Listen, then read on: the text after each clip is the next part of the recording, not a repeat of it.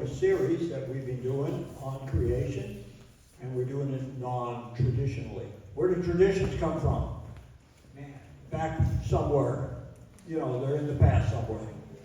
And so we're going to do day 6. We're not going to finish day 6 because day 6 has more words about it than any other day. So it's pretty extensive information on day 6.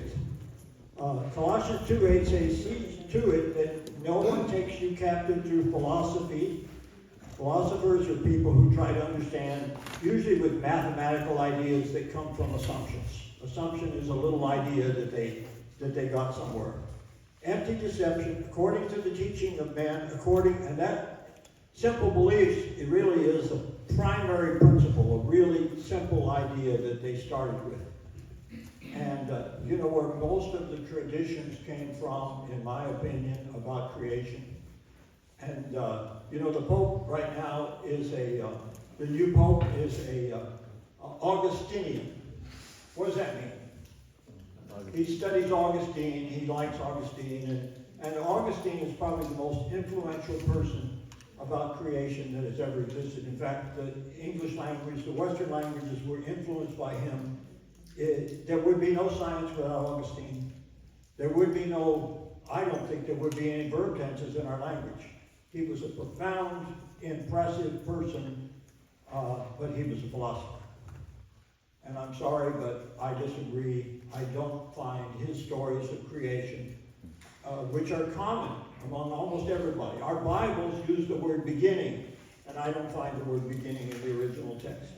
So anyway, ancient people believed everything changes, and that's different from what philosophers reason. The first philosophers tried to figure out what doesn't change. And so I asked her a question. Can God, in his great wisdom, can he even defeat mathematics? I think he can, right? You say, well, mathematics, that's truth. That's what we got. We got it. It's true, right? But I think he does it because his glory is made in saving people like you and I. And that's where he gets a lot of his glory. And so think about this. What if every atom in the universe keeps shifting? Is there evidence that it shifts? Well, we can see way back to the, way back, far away, and all atoms are different than modern atoms. So if you say 1 + 1 = 2, I'm smart. I ain't no fool, I've been to school, right? And, but what if ancient ones weren't like modern ones? Does that mean that our 1 + 1 = 2 isn't the same as, in any interrogation, everybody says, hey, 1 + 1 is always equal to 2, but we can't compare them. Do you understand what I'm saying? We get a mathematical theory and say, hey, I measured billions of years. You're using your idea about what you counted as being the same as what people counted back then, and they aren't the same. Do you understand what I'm saying? That's a profoundly important way of thinking, and it's different than what we think, okay? Solomon claimed we cannot figure out all that is done from the first to the last. Why was Solomon so smart? Yes. Because he knew you couldn't figure it out. Isn't that smart? He knew that what God has made is so profoundly different than how we think that we'll never figure it out. That doesn't mean we can't see evidence for it. But we're not going to make it mathematical. The Bible doesn't have any mathematical formulas. Interesting, isn't it? But there is visible evidence, and I think the visible evidence is spoken about in the Bible, and it's in the visible history of galaxies and the water geology of our Earth. So here is Psalm 136, and it says, he actively is spreading out the earth. It's active in the Hebrew. He's actively spreading out the earth upon the waters, for to the eon is his kindness. The word eon is in there. It's not in our translations because there's a lot of traditions get into some of this stuff about earth history in our Bibles. Does the earth... Look at that little... can you see in this thing? Can you see Australia? There's Australia way up by Alaska. And all of a sudden it's way down here. Why did it move? Did it move? It didn't move. The ocean spread out. The continents are rooted. What happens? Does the earth get bigger? The Bible says so. Why don't we believe it? Because we're all trained to be philosophers from the time we're little kids. That's how we went to school, right? Is the Bible smarter than we are? Yeah. Is it true? Is God smarter than we are? Yeah. You see, if the earth is getting bigger, no matter what you come up with a theory, you're going to be defeated. You're going to defeat yourself. God's not going to do it. Okay? There's a local cluster. Right now it's almost summer. You can go outside and you get a binocular and you look almost straight up in the nighttime, and you'll see this M13 globular cluster is have 100,000 stars, and they're so packed together that and they have found a planet among one of those stars. Okay, so if we were in the middle of that cluster at night, it wouldn't be dark because there'd be a lot of suns around us. Isn't that weird? They're packed in there like sardines in a can. How do they get that way? Well, let's talk about how it got that way. Right? The first thing God made, the plural God created, and the word is completed, some aspect of the skies and earth. What do you mean aspect? An aspect is something. When ancient people didn't think about time, they weren't telling what happened in time. They were telling about what happened about something. Right? Something's happened. At that stage, what did the earth look like? It was dark, and the Bible says it was unformed. It was an abysses, and it's plural. What did it look like? I don't know. How big was it? I don't know. There's no way to know. Why? Matter had not yet hadn't formed yet. How did he form it? And that's really a wonderful, I think it's absolutely marvelous, the way in few words, in simple languages, Moses can put down the essence of what it means to be matter. And the God's wind or spirit flutters over the abyss. And the word fluttering is that bird that flutters his wings as he settles over his babies. And what does light do? It flutters in its house. What's inside an atom? You say, oh, it's vacuum in there. There's a lot of emptiness. No, it isn't emptiness. There's light in there. And what's light doing is jumping back and forth, wiggling around in there, and that's what gives matter its extension and its ability to be whatever it is going to be. Isn't that amazing? Can you figure it out? No. God asked Job, can you tell us how light moves in his house? You can't figure it out. You can build billions of dollars and you can crack atoms and you can't figure out how it works because God is smarter than we are. All right? So then, here's a verse. By faith we understand that the eons, in the Greek it actually has the word eons, which is vast ages, were passively established by God's command so that the visible has its origin in the invisible. Where did it come from? Whatever God made originally was invisible. He created light. It doesn't say he ever stopped creating light. The text doesn't mention if he said it. And then it's not past tense. He said, let there be light. It's continuing. He's continuing to say, light, let light continue to be. And so, here's another verse in Ephesians 5:13. It says, all things become visible when they exposed by the light, for everything that is visible is light. And in Greek, the word is not like our is. It's not now. It continues to be now. It's a bunch of things. Matter is a relationship with light. Everything that you see, whether it's radio waves or whether it's visible light or whether it's x-rays, it's all revolves this weird thing, light. And that's an essential nature of what God made. Okay, day 2, what happens? Water separated into ice clouds above and surface waters. How do we know that? It doesn't mention ice clouds in Genesis chapter 1.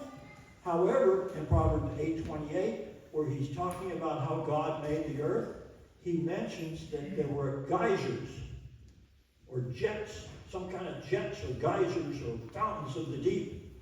And it says they formed an arch of clouds above, and the word for clouds is a dust cloud. It's not in our Bible, but in the original, that's what it means. How do you get dust out of water? You freeze it, right? And so here is our famous little moon, Enceladus. Enceladus is a moon of Jupiter. Not Jupiter, Saturn.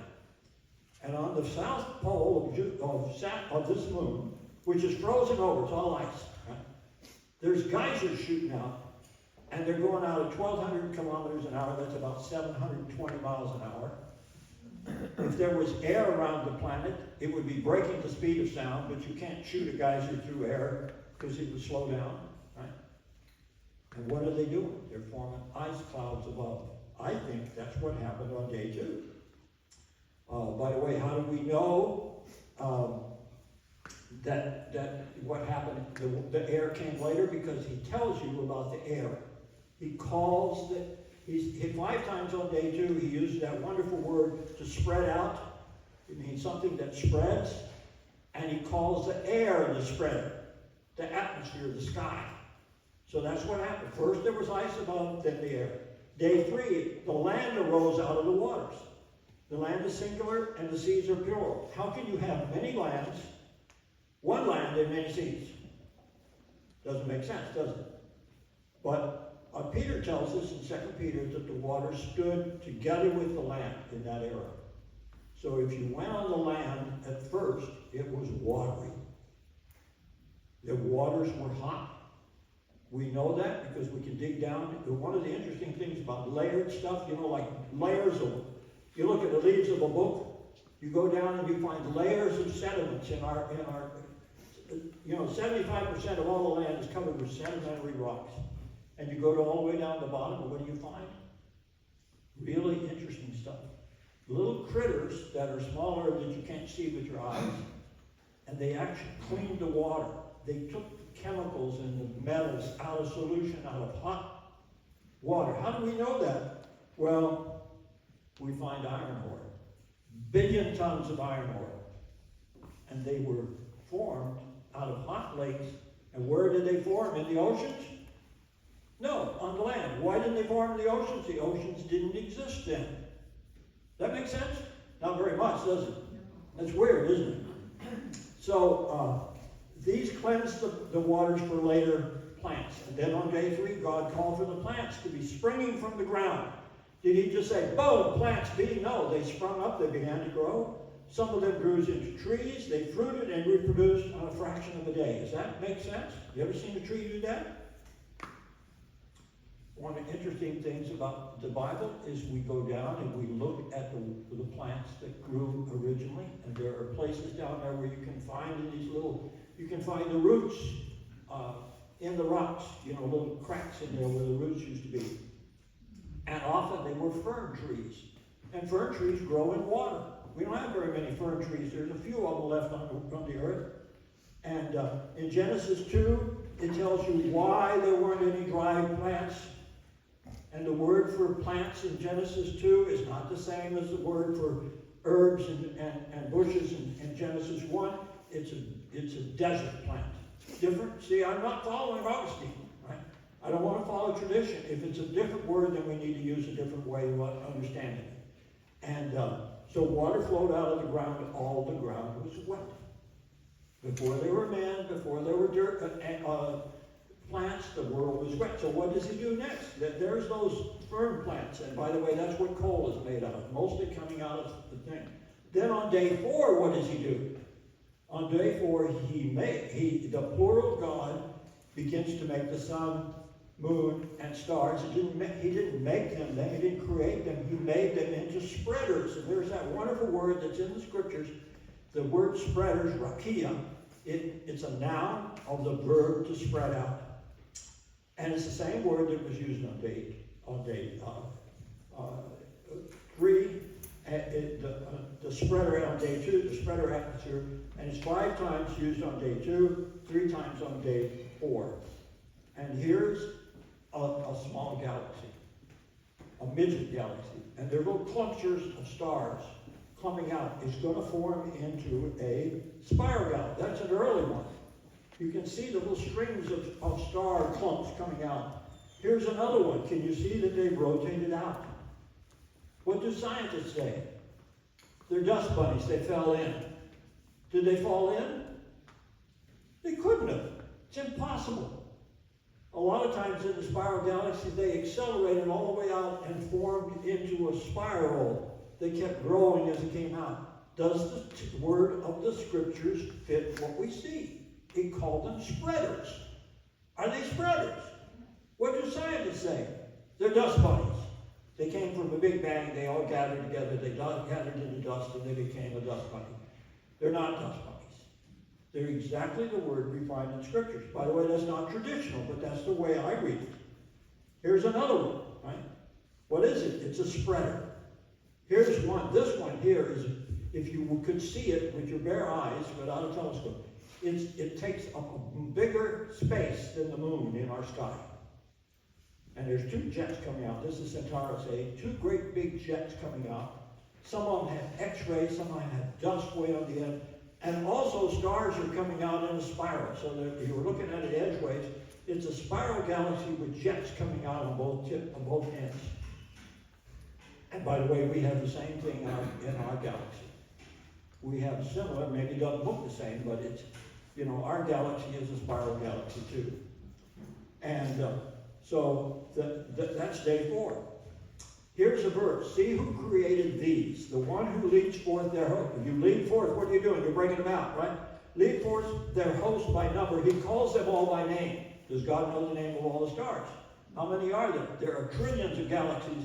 There's no way you can even put numbers to how many stars there are. Right? He calls them all by name because of the greatness of his might and the strength of his power. Not one is missing. Scientists will regularly tell you that stars eat each other. Right? They fell into a black hole, they disappeared, they blew up, they're not existing anymore. We've never seen that anywhere in the universe. God says they don't disappear. Right? Okay, so then day 5. God commands the waters to swarm with marine animals that move. Flyers fly in the spreader atmosphere. There's that spreader word again. He also created the great monsters of the waters. That's a monster of the water, right? Why were the big animals in the water? Well, there probably wasn't a lot of dry land at that point, right? And these guys here, some of these fellas here, their wings are like leathery, like a bat. But a bat can't. In order for a bat to fly, he has to drop from a height. If a bat lands on the ground, he can't take off. Right? Even though some of them are just a few ounces in size, their wings don't get them up off the ground. They got to climb up and drop down. Right? This guy, his wings are like a jet fighter, some of them, and they stood as tall as a giraffe. And they had these little hands on the end of a part of their wings, and they could jump up and take off. Wow! How did they do that? I don't know, but they couldn't do it if they were here today. I'll tell you that. Right? And again, we showed you this last week. The Burgess Shales in Canada, way up on the side of a mountain, 7,000 feet up. It used to be on the bottom of an ocean.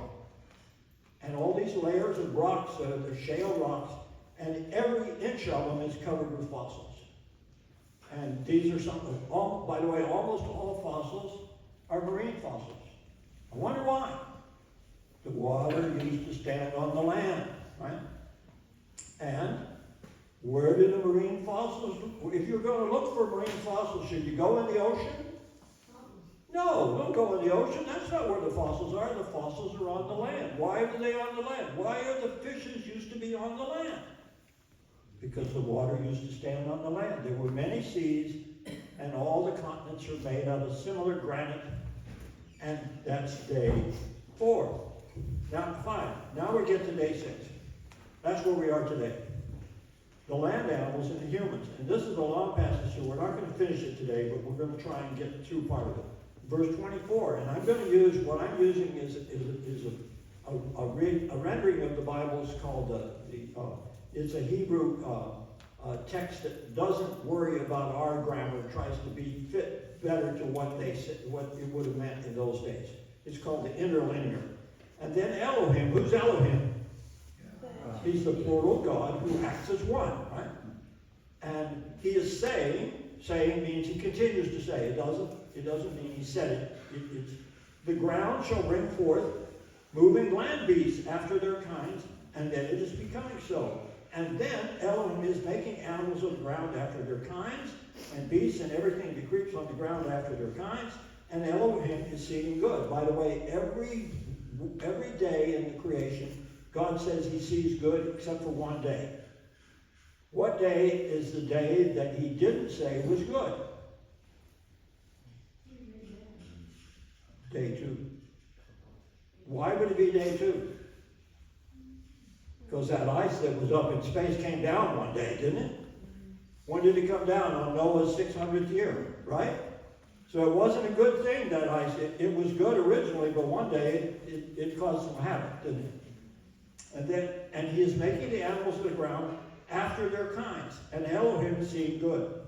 And then Elohim, the plural God, if we translate it literally, it would be gods, but that doesn't fit, right? I mean, we know that God is one.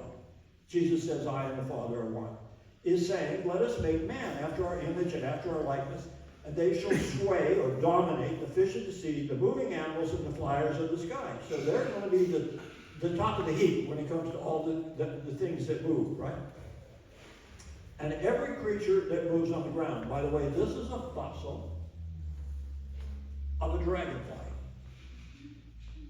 His wings are as long as your arm. You ever seen a dragonfly like that? Wow, that's a big one, isn't it? And most of the animals in that era were a lot bigger than the animals we see today. And by the way, he lives part of the time in the water. He grows up as a baby in the water, and then he flies around and so forth, right? What does kinds mean? Kinds mean living things that have two parents, okay? So flowers, they're pollinated usually from another flower. Bees or something do it. The bees hadn't existed yet until day 6, right? And having two parents, what does it do? It results in genetic diversity, right? So, do you look like your dad or like your mother or half and half or what? Right? You got genes from both of them, right? And that's what and what does it mean? Can an animal change into a different kind? That's mysticism, right? There's no evidence that some animal, a fish crawled out of the ocean and became a salamander and eventually became a cow or something, right? And then finally, after all those years, he became a monkey and then he became a man, right? No, that's not. The kinds is the limitation. God made something that changes, but there's limits to how it changes. And so, here's an animal that, in Brazil we used to call these animals look like this, a capybara. Only this one is big as an ox, right? He probably weighs 1,000 pounds. They found his bones, right? This is a big guy, right? This is a wombat. They're usually little bitty guys. This guy, again, is huge, massive animal, right? Sloshing around in the water somewhere. You ever seen one of these? We've seen bones of these guys, right? They were massive things, right? Huge. In Siberia, there's thousands and thousands of bones from these guys, right? Their tusks are all over the place. I mean, they all died at once in a big cataclysm of some kind that a lot of them froze. Some of them are frozen in ice up in Siberia. They've still got their bodies there. Right? So, notice they're big, aren't they? A lot of them are big. And then Elohim is created. We're going to get by with the animals because we know a lot about animals of the ground. We see them. And then Elohim is creating man in the image of him, and after his likeness, male and female, he creates them. And he continues to create the man until he finishes by creating the woman. See, there's no verb tenses. He's got a plan. He's working it out. He's going to make man, but he isn't finished yet, right? He's going to make woman, and then he's finished, right? And so, and let's go to chapter 2. Chapter 2 gives us information on what happened then. And Elohim is saying, it is not good for the man to be alone. I shall make for him a helper as in front of him. And so he's going to make help. And here in chapter 2, he introduces a new name for God. He's called Yahweh Elohim. He's the plural God who calls himself one, right? When Moses says, who are you? He says, I am. I'm the I am God, right? He's the I am who's the plural God. He's forming man from the soil of the ground, and he's breathing into his nostrils the breath of life, and he is becoming a living soul. So this is how man was made, right? He's formed from dirt, right? And Yahweh Elohim, here's that plural God who is the one, who calls himself the I am God, is causing to fall on the man's stupor, and he is sleeping. So here we get the first operation. I had an operation last year, and the last thing I did was look at the a big robot that was going to work on me, right? And I'm trying to look at it before I fall asleep, and that was it. I didn't see nothing anymore after that. And then he is talking from the man, taking from the man one of the angular organs. Now, this is an interesting thing, because what's an angular organ in your body? Probably, what organ in your body bends around, right? And it's probably the rib, right? We're not sure exactly, but it could be, it's probably the rib, which he took from the man and is closing the flesh. And then Yahweh Elohim, there's that I am God who is plural.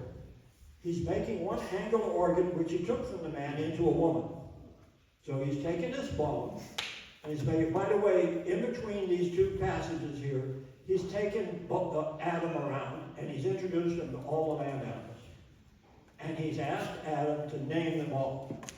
And Adam named them what they were. So he looked at him and said, you're big, and he maybe called him some big name. I don't know, whatever he called him, right? You're smooth or fat or tall or something. He looked at each one and gave a name. I don't know what names they are, whether we still have the same names as he did. But he didn't find anybody that was compatible with him. So God went through a long, extended process to introduce the woman to man for a specific reason. And he took the man unto the woman. He took from the man into woman. And he is saying, who is saying? Adam is saying, right? Adam is saying, this is bone to bones of me, and flesh to flesh of me. In other words, he's saying, this is me, right? Remember, she's a clone, right? Isn't she? She's made from him, right? And she shall be called woman. By the way, woman means out of man, right? And that was her name at first until she had a baby. And then he changed her name to Eve because she was the mother of all the living. Right? Very interesting that he first called her out of man and later he called her Eve. And then that little statement is made. So a man leaves his father and mother and cleaves to his wife, and the two become one. And again, here's that thing. There were no mothers, there were no fathers, there were no babies, there was no society where children are being raised or growing up and leaving their mother and father and going to live with in a new household. Hadn't happened yet, but here's the law that God gave to these first people. What was God doing? He's showing to man that this was part of him, that she was not just some, it wasn't like any animal, wasn't his slave, right? She was to be his soulmate. And the two shall become one. Now it's very interesting that if you think about this thing, you say, how do we know that there was a woman back there who was an Eve? Well, inside it, there's probably a trillion cells in your body. Some of them are bacteria, much smaller, and some of them are big, some of them that are in our body, they're part of our body. And inside there are 3 different types of DNA. And think about DNA. If you took, and it's wound up real tightly inside. In our cells, there's a nucleus, and it's kind of a little skin in that nucleus. Some of the early bacteria didn't have nucleuses. But in there's this string of DNA that's all wrapped together and a double helical type thing. And if you were to stretch one of these from one of your cells, it'd probably be that long. Can you see it? It'd be pretty hard to see it. You'd have to have, So if you took all the cells in your body, and each of those things are all these little tiny little atoms in there, all little atoms and stuff are all arranged in such an order that they have information about you, tied up in a little knot so small that you can't see it except with an electron microscope or something. Isn't that amazing? If you were to take all your DNA in your body and stretch them all out into one long string, but remember, this is a very thin string. It's not like a fish line or something like that. It's a lot thinner than that. It would be much further than from here to the sun. Isn't that weird? Is God smart? Could we do something like that? We can play with it than what he made, but we couldn't. How could you even invent something like this? This is amazing, isn't it? And here's the amazing thing. There's 3 different types of DNA, and one of them is called mitochondrial DNA, and they're in little globules that are not in the main nucleus DNA, And this DNA is different than the other DNA. Guess where it comes from? Mother. It comes from the mother. Isn't that interesting? So everybody inherits the one DNA from the mother. So that DNA is not being multiplied or changed because there's a father and a mother. You understand what we're saying? That one strand of DNA goes all the way back to Eve. Isn't that interesting? Her special little DNA is passed from mother to daughter to children. The males get them too. But and so this is very interesting because we can kind of figure out where it all came from. Right? And some people say that was Eve. Right? Now it does change. This DNA can change occasionally. Once in a while, maybe something comes in from space and hits one of the atoms and knocks it out of space or something, and it changes. But basically, it doesn't change like the other DNA. And it all came from probably one woman. Isn't that interesting? Who was she? The Bible makes one woman, right? She was the mother of all the living. So that's Mother's Day, isn't it? Isn't that amazing? Did God do something really beyond, if you were to sit down and try and invent such an idea, could you invent something like that? Even if you were the smartest guy around, you couldn't even dream of something like this. Isn't that amazing? Is God great and powerful and mighty? Why does he do that? Well, here it is in Revelation chapter 4. It tells us something interesting. It says, "Worthy are you, our Lord and our God, to receive glory and honor and power, for you created all things, and because of your will they existed and were created." Why did he do it? For his glory. Right? Is he showing off? Well, I think he's showing people what he can do. Isn't that amazing? What if you say, "I don't believe there's a God"? There's a lot of people say that. By the way, in Romans chapter 1, it says that he's not too happy with people who say that. There's a lot of people who don't trust him, who don't believe him. But if they deny that there was a creator, he lets them kind of stew in their own mess. Right?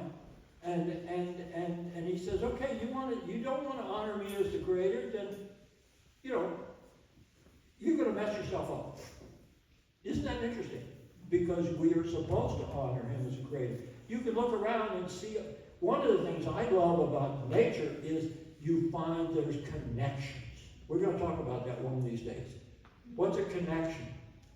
There's an animal that needs this plant, and the plant needs the animal. One of my favorites is the fig tree that has the fig wasp that tunnels in. The female fig wasp comes in bringing pollen from another plant. How does she know it's a flower? You can't see it's a flower. It's an inside-out flower. It's got a shell around it. He tunnels in, pollinates that flower, lays her eggs. Her eggs grow up. The flower feeds the babies, right? And finally, they mature the next generation, and then another generation flies off taking pollen again. And guess what? All the animals around there, they all synchronize their lives to the life cycle of that little wasp, that little tiny fig wasp, because they all eat figs.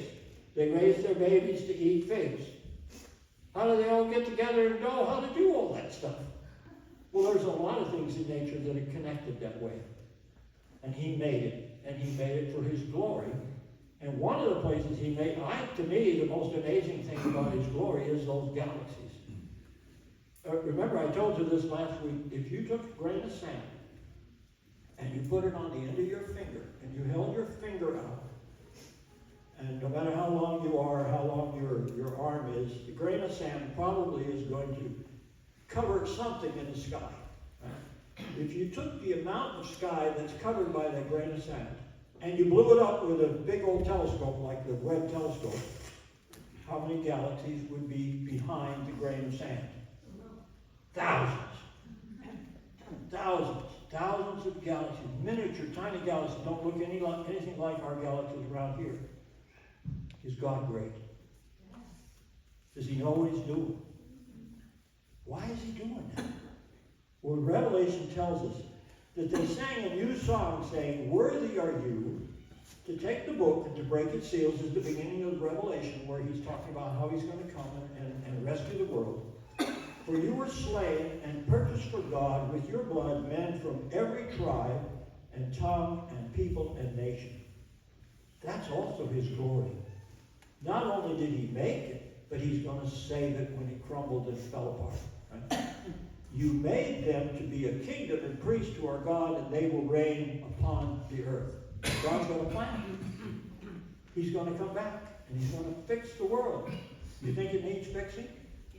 Yeah. You think the politicians are fixing it? No. You know, he's coming, and when he comes, he's going to fix it. And we will reign with him. Why? Not because we're smarter, or we're more, or we work harder, or we try harder, or we pray harder, because we believe that his son died for us. Isn't that wonderful? That he's such a good God. He made all these things, but he's also a Savior, that he came and died for us. That's the glory of this God who made everything. All right, Mr. Kirk.